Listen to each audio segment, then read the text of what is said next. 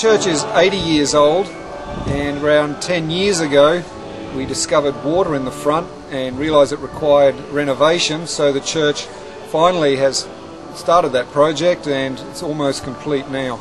10 years ago we didn't have the finances.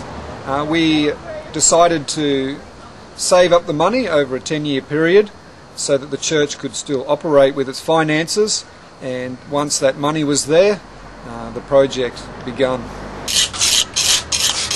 After finishing my time in an apprenticeship here, I went overseas and worked in Scotland, Ireland and the Netherlands to restore old castles using old traditional materials and old traditional methods. So there's no manual as such for restoration of old buildings, and so a lot of it is trial and experience. The Heritage Grant was the idea of one of the members of the church to approach the Brisbane City Council, and they offered that 15% of the cost would be covered because it's a historical looking building, and they were willing to help in our renovation work. They like to have this building.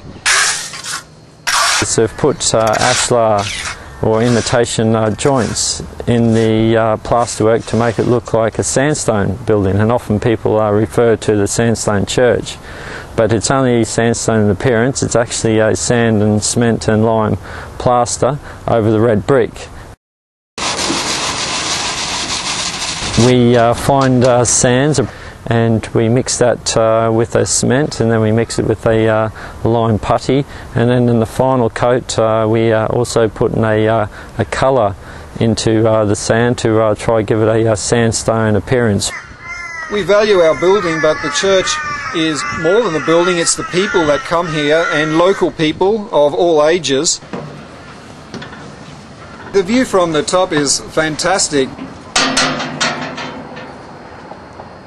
From looking up there, you feel there's a whole community. There's thousands of people, 12,000 people are around in this area, and we have an important reason to be here. That's what we believe, and being up there reminds us of that. We've tried to retain as much of the original plaster as we possibly could as well, because we want to keep that workmanship.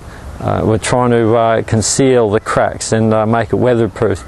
So that's the compromise, is keeping the original and also providing protection against further weather. We are not able to get rid of the water in the building. We're going to have the rendering done. The building's going to look good from the outside, and it's going to prevent any more water getting in there.